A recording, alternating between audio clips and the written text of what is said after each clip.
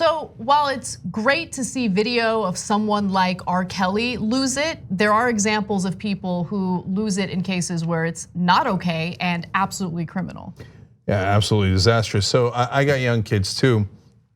I love their teachers, they're wonderful. I supported them during the strike. I don't support a teacher doing this type of strike, right? They actually struck a kid, a 7-year-old, and broke their jaw. What on God's green earth are you thinking?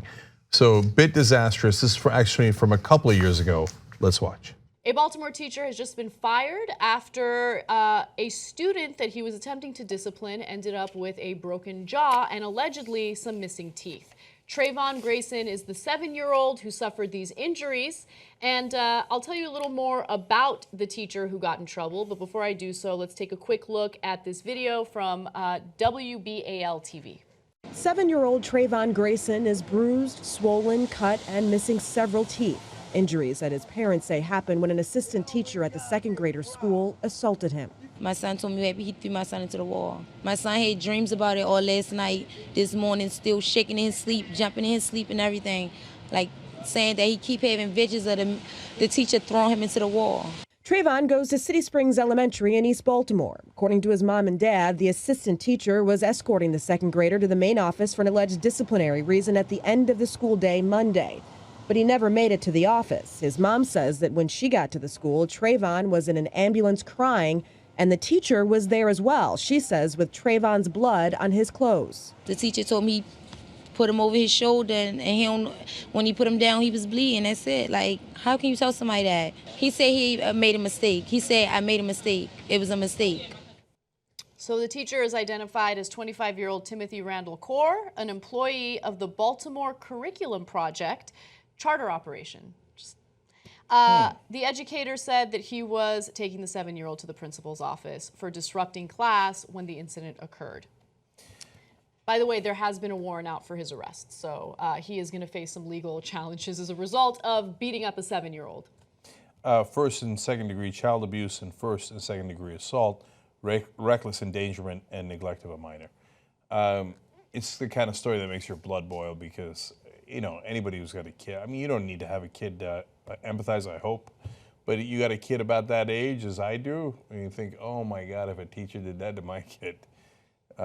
So yeah, it is disheartening to see, partly because, you know, we've become inured to the violence, and, you know, so some communities have this all the time, and you know, you've got the school to prison pipeline, et cetera, and so I just feel like, to be fair to everybody involved here, he's going to be arrested, so that's good. That's the justice that you want. Mm-hmm. But if this happened in the suburb I grew up in, oh my God, they would have torn the school down brick by brick. The parents would have been so angry, and here the parents are angry here too. But again, to be fair, he is getting arrested. He is being arrested. I also wanted to note that last week, President Obama and his administration released a statement about corporal punishment in schools. So we live in California, we don't have corporal punishment in schools. We don't allow it. But there are lots of states in the US that do allow teachers to spank students, to hit students if they're misbehaving. And so Obama's like, we can't let this stand. We can't allow this type of physical discipline to be used within our school campuses. And a lot of people, as we've talked about before, believe that this is just American tradition. This is the way you discipline kids.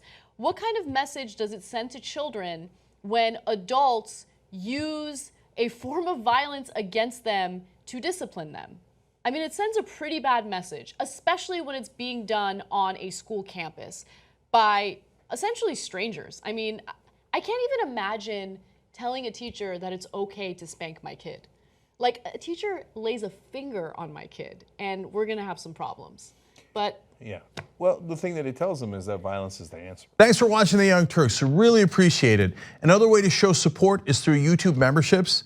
You'll get to interact with us more. There's live chat emojis, badges. You've got emojis of me, Anna, John, JR. So those are super fun. But you also get playback of our exclusive member-only shows and specials right after they air. So all of that, all you gotta do is click that join button right underneath the video. Thank you.